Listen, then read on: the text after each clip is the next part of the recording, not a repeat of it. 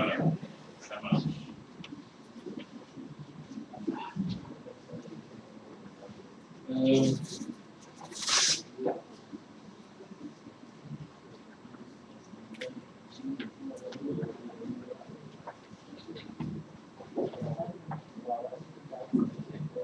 Donc,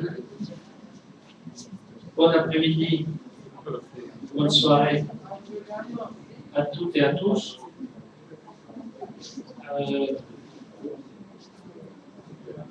Je voudrais tout d'abord vous dire que ce n'est ni de votre faute ni de la mienne si vous me voyez pour la 4e fois en 2 jours. Je vous assure que je n'y suis pour rien. Moi, j'ai le statut d'invité, et puis je constate que mon ami Lionel, il a un peu pressé sur le citron. Donc, 4 fois en 2 jours, moi je comprends que ce soit trop. Bon. Heureusement, il y a quelqu'un qui va dire des choses probablement plus intéressantes. En plus, j'ai découvert le sujet pratiquement en même temps que vous. Écoutez le titre. Structuration et gouvernance mondiale des acteurs de l'économie sociale. Vous vous rendez compte? J'avais jamais vu une phrase pareille avant de recevoir cette convocation. Donc, comme on dit dans certaines régions, je vais solliciter toute votre indulgence. Parce qu'un sujet pareil ne peut que s'exposer à partir d'une analyse personnelle, pas nécessairement scientifique, mais qui part d'observation. Ce matin, lors du propos sur le Mali, j'ai omis de dire un élément important. Parmi les actionnaires de la Banque malienne de solidarité, il y a l'équivalent au Mali de l'ANACAF. C'est le réseau Niesikiso, le réseau des caisses populaires, qui arbore les mêmes couleurs que vous et qui sont un réseau aussi bien structuré que le vôtre. Et mon voisin de droite, dans les sessions du conseil d'administration de la Banque malienne de solidarité, n'est autre que le directeur général du réseau des caisses populaires du Mali, à qui, je pense, je ne manquerai pas de transmettre vos chaleureuses salutations. C'est aussi la fonction des réseaux, c'est à ça que ça sert. Alors, structuration et gouvernance mondiale des acteurs de l'économie sociale. Merci, merci Lionel, je saurais m'en souvenir.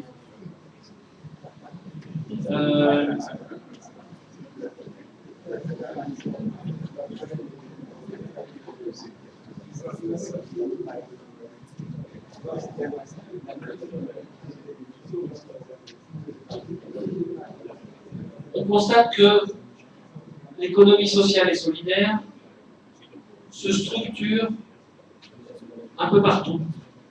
Les débats que nous avons eus ce matin, les illustrations que nous avons entendues ce matin, les échanges que nous avons eus depuis hier sont autant de lieux et de débats qui se produisent dans la plupart des pays.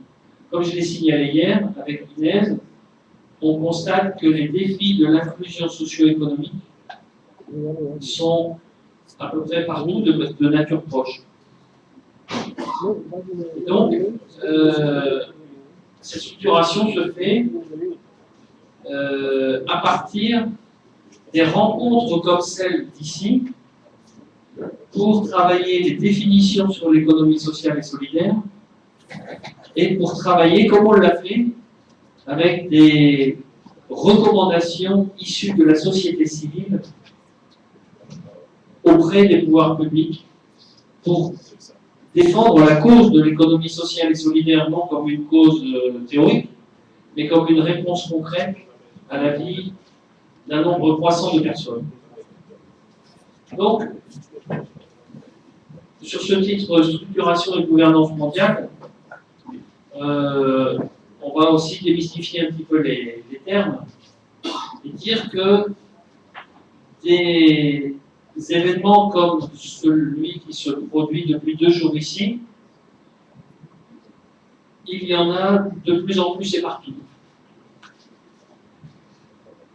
Dans la plupart des pays latino-américains où nous travaillons, où des partenariats se sont établis, les mêmes débats se produisent avec les mêmes appels de déclaration auprès des pouvoirs publics. Donc, le premier élément de cette structuration et gouvernance mondiale porte d'abord par l'engagement commun des citoyens dans les pays concernés. Donc c'est important parce que ce qui se passe ici en Haïti a une résonance considérable dans ce qui se passe dans d'autres pays.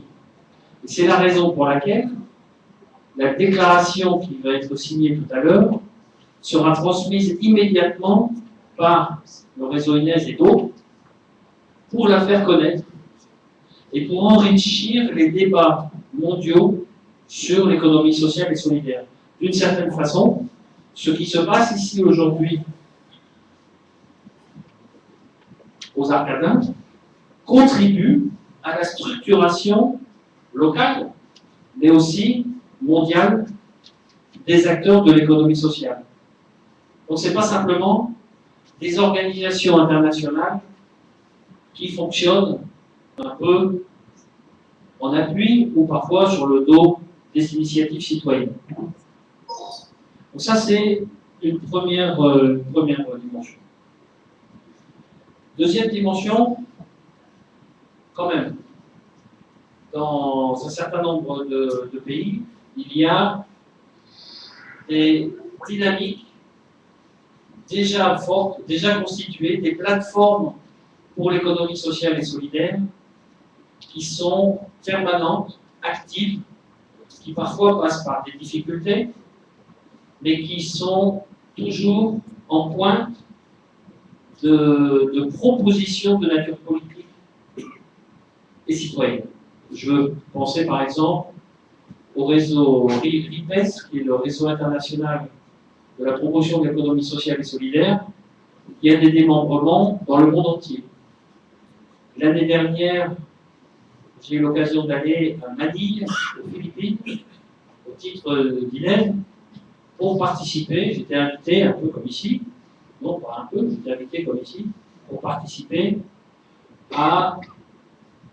au sommet mondial de l'économie sociale et solidaire organisé par le RIPES. Je dois dire que c'était très intéressant parce qu'il y avait des gens d'un peu partout, mais c'était un peu confus. Les résolutions finales étaient finalement beaucoup moins précises que celles que vous avez pu émettre aujourd'hui.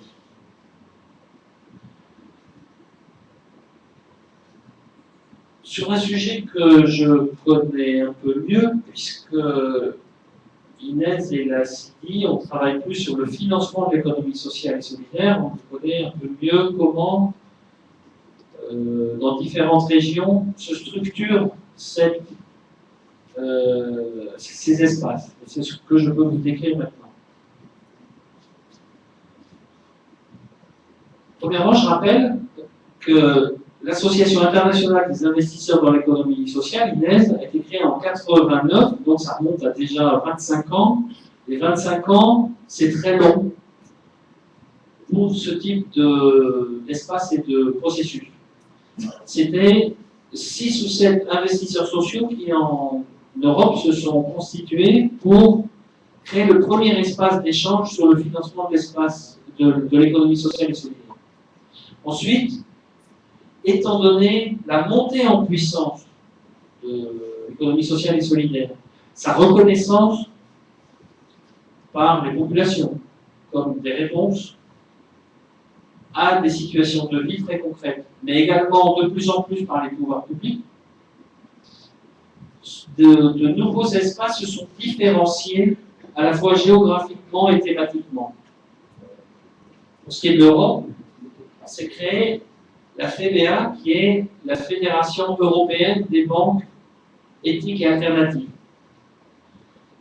qui fait un travail de fond, surtout sur le plan des institutions financières bancaires, afin que celles-ci répondent véritablement aux défis du financement de l'économie réelle, pas simplement, et donc apporte des propositions et a été très active, cette fédération, durant les années récentes de ce qu'on a appelé la crise financière, en particulier en Europe. Ensuite, on a constaté des créations d'espaces également continentaux ailleurs.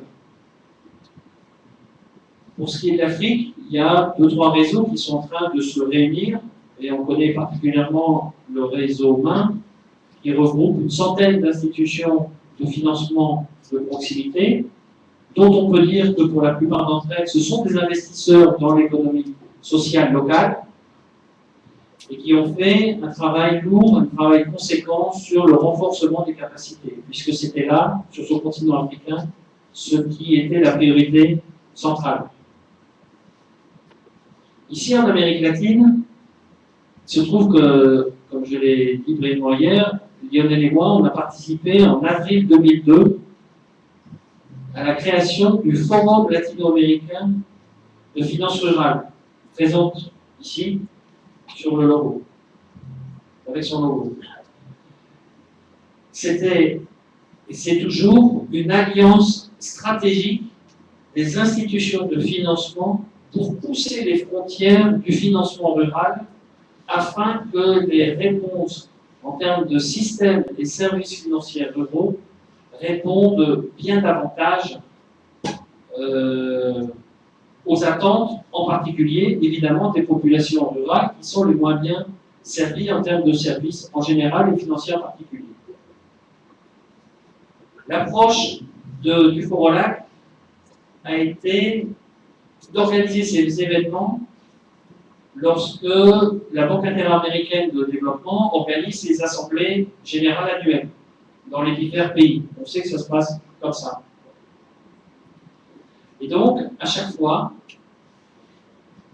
le Forolac est apparu comme une force de proposition considérable pour que des institutions aussi lourdes, aussi technocratiques ou aussi sujettes à de nombreuses pressions puissent davantage prendre en considération les attentes en matière de financement rural. Dans une autre région, alors je ne vais pas passer en plus, mais puisque Lionel a utilisé le mot mondial, donc il faut quand même que j'illustre un peu. Dans une autre région qui est le bassin méditerranéen, les pays arabes, c'est une région qui a été très isolée des autres régions du monde en matière de services financiers et s'est constituée à partir de premières initiatives depuis le Maroc jusqu'à l'Irak, toute une série d'échanges qui ont démarré sur des pratiques. Comment fournir de meilleurs services, comment fournir de meilleures réponses aux populations. Alors, il y en a d'autres aussi en Asie. Ça, c'est une première dimension de cette structuration et de cette gouvernance mondiale. C'est-à-dire les efforts, les rencontres, les réunions des organisations qui décident, à partir de leur analyse d'une convergence d'intérêts, de porter haut et fort l'économie sociale et la finance sociale et solidaire également. Mais ça ne se passe pas si simplement. On a observé, là en tant que Sidi, qui, comme je vous l'ai dit hier, a reconnu l'importance des réseaux, que face à l'expression de ces attentes, de ces agendas, comme on dit, des acteurs de l'économie sociale et solidaire, existent des coalitions d'investisseurs ou de financeurs qui eux-mêmes ont leur propre forum, eux-mêmes ont leur propre rencontre. Existe toujours, une fois par an, un truc qui s'appelle le Forum global de l'investissement en microfinance et qui regroupe tout ce qui existe aujourd'hui comme fonds d'investissement, comme fonds de prêt, comme structure juridique pour définir ce qu'on appelle les meilleures pratiques, et qui souvent sont des lieux de définition, de prise de contrôle d'un certain nombre d'initiatives dans le sud. Ça peut paraître un peu exagéré mon propos, mais puisque Yolène et Lionel m'ont demandé de parler de ça implicitement, je souhaite faire part de mon opinion. Oui, il y a des atteintes aujourd'hui à ce qu'on peut appeler la souveraineté institutionnelle des institutions de financement qui se révèlent efficaces et qui sont contrôlées par, je dirais, les organisations locales. Évidemment, à la NACAF, vous ne le voyez pas tellement parce que le fait coopératif fait que vos coopératives vous appartiennent véritablement à vous. Il existe, en Amérique latine notamment, toute une série d'institutions de microfinance qui sont considérables en termes de puissance financière, qui ont des positions dominantes dans un certain nombre de pays où les services financiers de proximité sont une véritable réalité, un phénomène massif, et qui sont toujours contrôlés par du capital international, américain, européen notamment.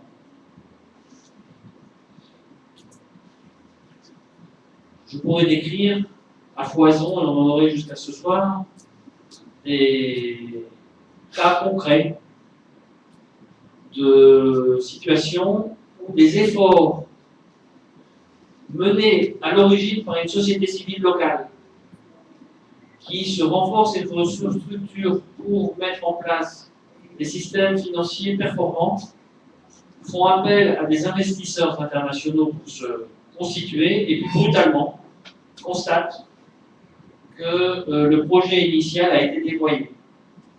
J'ai personnellement assisté à la dernière assemblée générale de l'une des principales institutions de microfinance au Pérou,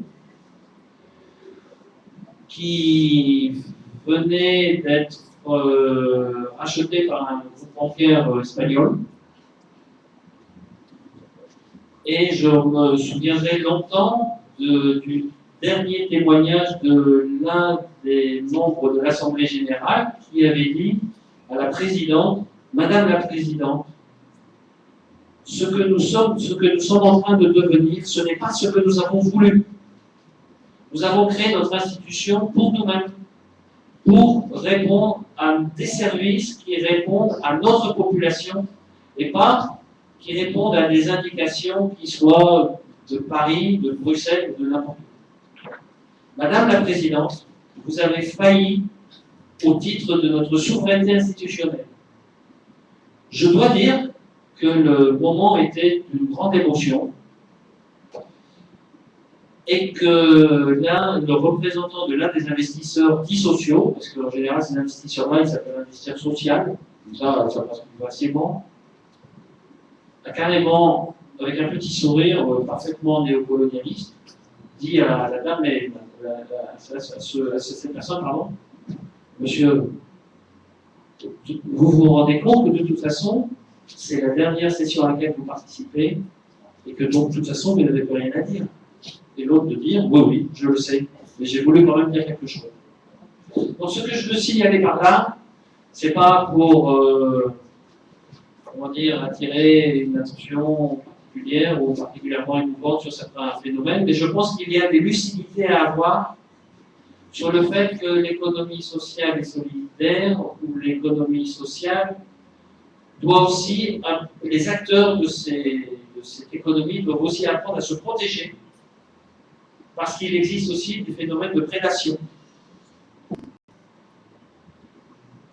Du coup, on constate aussi qu'un certain nombre d'espaces se sont développés. Une fois tous les 2 ans, pas très loin de chez moi, il y a ce qu'on appelle les rencontres du Mont Blanc. C'est une rencontre internationale des dirigeants de l'économie sociale et solidaire. Ça fait un peu un petit cénacle, mais on constate que les participants à ces rencontres viennent de la planète entière pour échanger, non pas sur les bienfaits de l'économie sociale et solidaire, qui sont souvent des acquis, mais sur comment défendre ces acquis, justement. Soit par la promotion de cadres légaux plus protecteurs, et je souhaite à ce titre saluer, en tant que président d'ILES, donc l'association internationale dont vous êtes membre finalement, je souhaite saluer le fait que dans la déclaration, qui va être signée par tout le monde d'ici peu, vous faites appel à un cadre réglementaire qui structure davantage et protège davantage les initiatives de l'économie sociale et solidaire ici en Haïti. Il existe aussi, aujourd'hui, divers espaces où on met les choses davantage sur la table, où on prend moins de précautions, et où on interpelle davantage dans des débats forts et publics, et parfois massifs. Une fois par an, au mois de septembre, à Paris, il y a le Forum Convergence qui réunit entre 5000 et 8000 aussi dirigeants ou praticiens de l'économie sociale et solidaire. Le thème de cette année va porter sur une nutrition plus souveraine. Comment peut-on développer partout des modes de production, de sécurisation alimentaire qui respectent à la fois davantage l'environnement, mais qui respectent aussi qui nous sommes en tant que peuple. Fort de cette thématique-là, et par l'intermédiaire et l'avantage des réseaux, je vais faire intervenir en principal speaker parmi les principaux, le ministre bolivien du Commerce, qui a entre autres en charge chez lui de toute la filière de la quinoa. Vous savez, la quinoa, c'est cette petite graine qui pousse sur les hauts plateaux boliviens, qui ne pousse pratiquement que dans ces régions-là, mais qui apparaît être une forme alternative de nutrition qui, si elle est bien développée, peut répondre sur le plan nutritionnel à de très nombreux besoins. La question qu'il lui pose, c'est de s'assurer que les circuits commerciaux internationaux ne vont pas,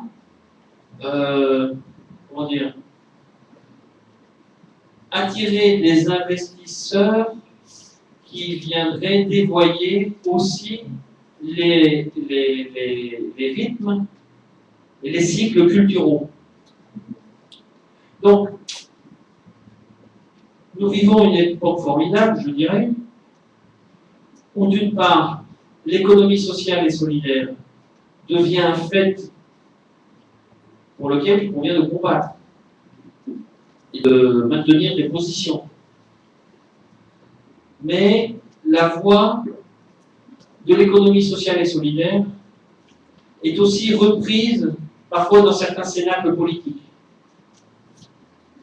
On sait qu'il y a au niveau du Parlement européen, il y a un groupe de défense des propositions de l'économie sociale et solidaire.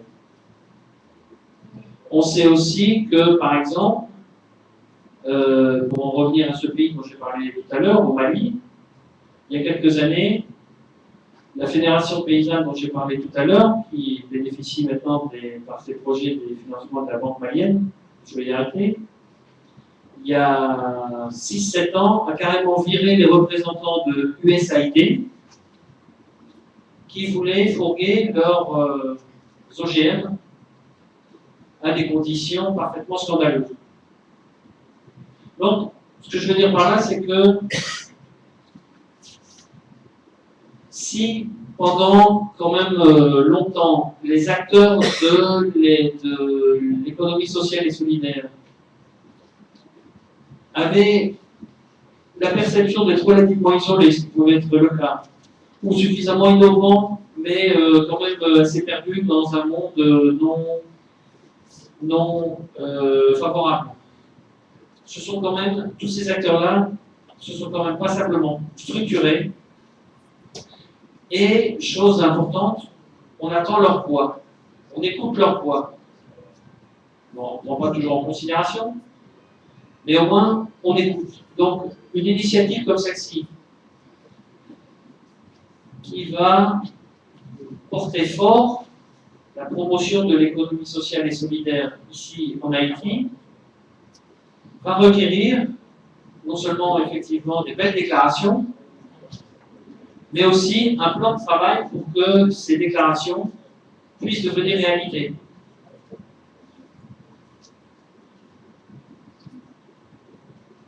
Est-ce que je peux vous dire que...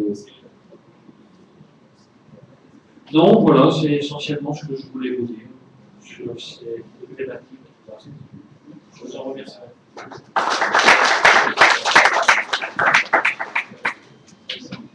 Bien. Et donc, on va tout de suite passer à la prochaine présentation. Merci Dominique Lessa de l'INES. La prochaine présentation, c'est M.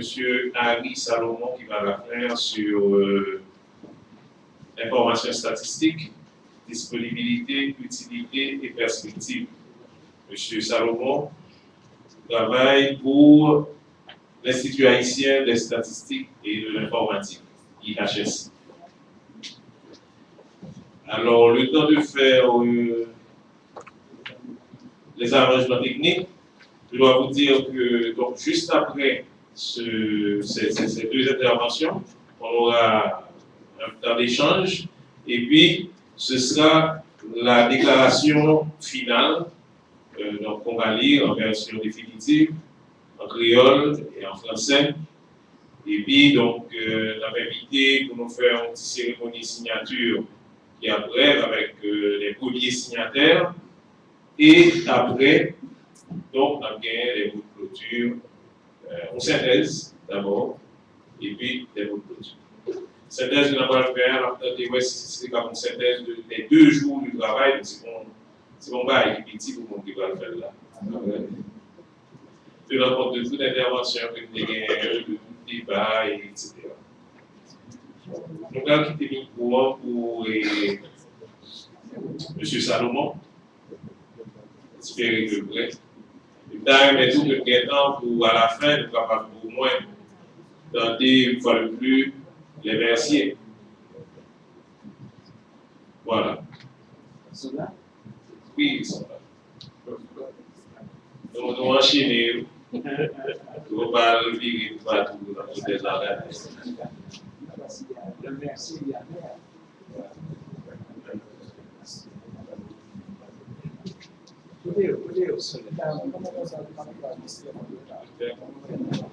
Est-ce que le merci est là? Oui. Ah,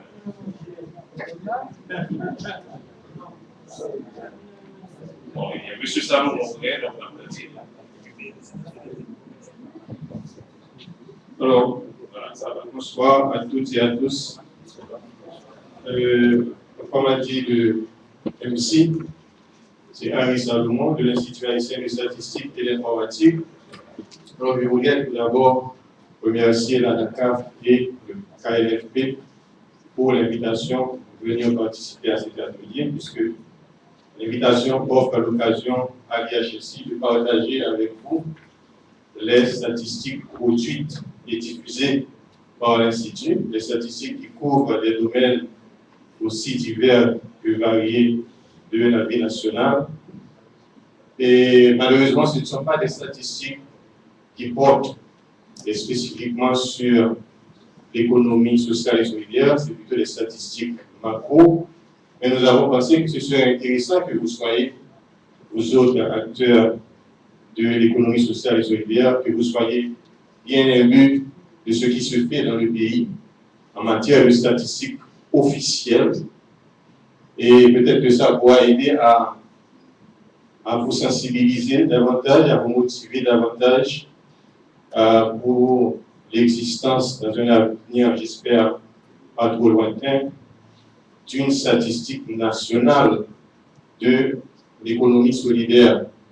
Donc c'est de cela que je vais vous parler à travers cette présentation qui s'intitule Informations statistiques, disponibilité, utilité et perspective.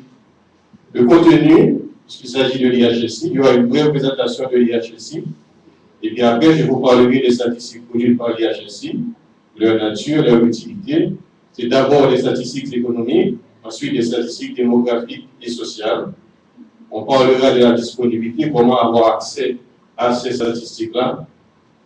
Les perspectives générales, dans un premier temps, les grands chantiers en perspective de l'IHSI.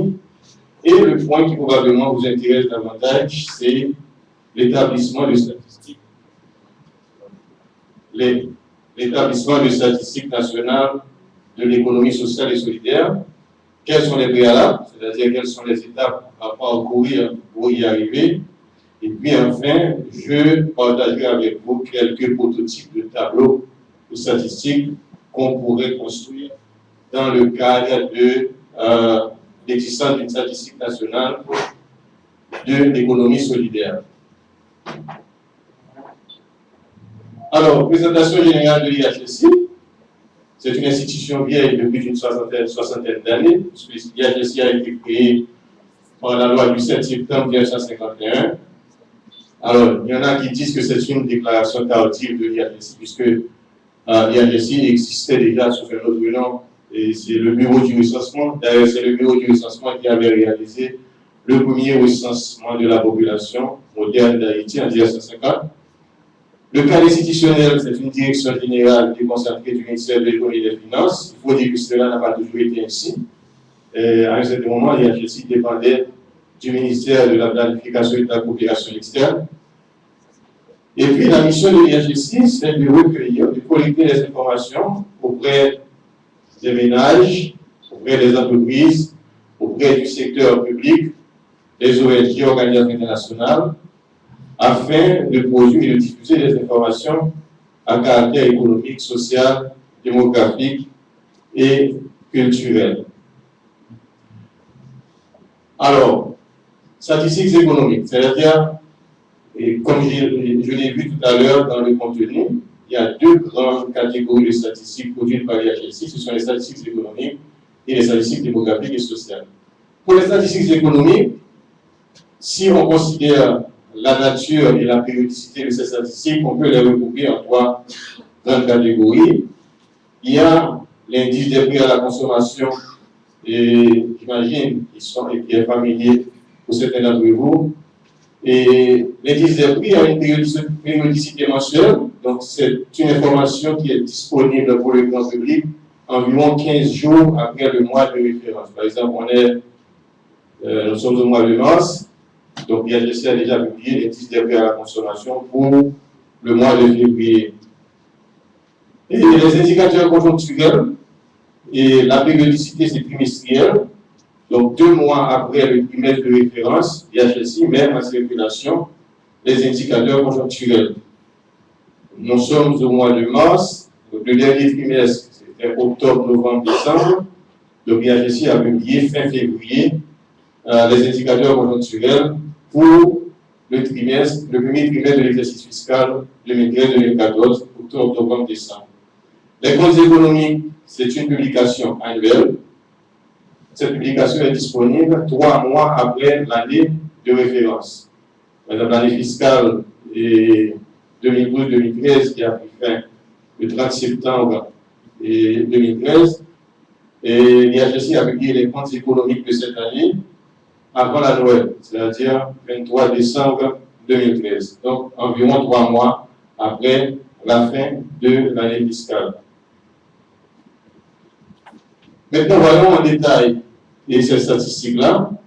Pour l'indice des prix à la consommation, donc, en termes de définition, comme vous le savez, c'est un indicateur qui permet de mesurer l'évolution de l'inflation dans l'économie, puisque l'inflation n'est autre que la variation de l'indice des prix à la consommation. L'indice des prix des biens et services évidemment consommés, acquis par les ménages. Il ne s'agit pas de biens intermédiaires acquis par les entreprises, par exemple, c'est l'indice des prix à la consommation des ménages. Cet indice est présenté pour les différentes fonctions, c'est-à-dire les différentes catégories de biens consommés par les ménages, que ce soit alimentation, habillement, etc. L'indice est présenté également pour les produits locaux d'un côté et pour les produits importés de l'autre. Donc, il y a un indice des produits locaux et un indice des produits importés. Et l'indice est présenté également par région géographique. Autrement dit, quelqu'un qui est dans le nord et dans le sud peut suivre l'évolution des prix à la consommation à partir de l'indice publié par l'Institut haïtien de statistique et d'informatique. Alors, c'est là l'exercice n'est pas facile parce que j'aimerais quand même partager avec vous un exemple là de la publication indice des prix à la consommation.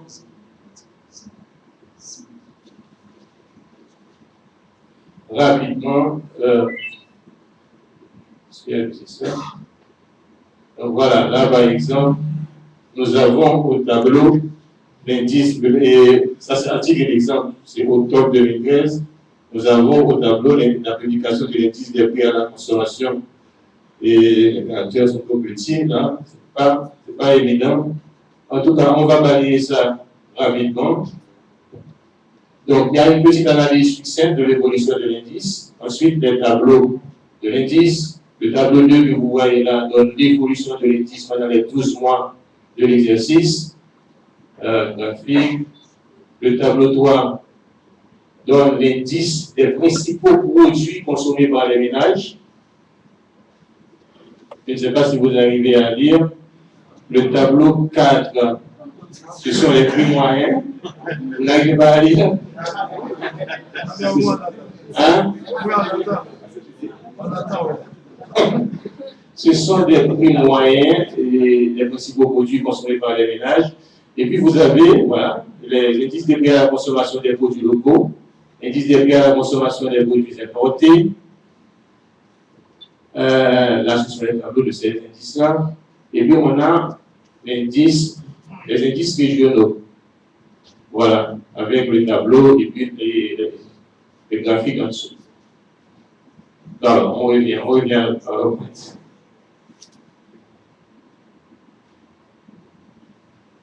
Alors, qui est...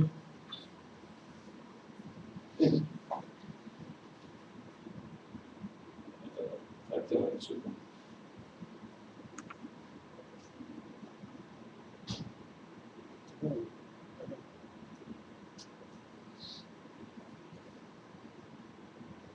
Voilà.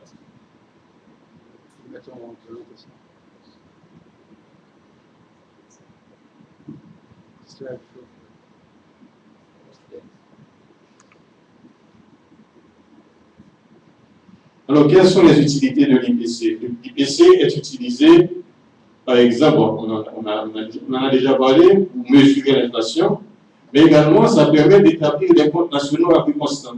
Rapidement, les comptes nationaux sont établis à prix courant et à prix constant. À prix courant, c'est quand on ne tient pas compte de l'effet de l'inflation.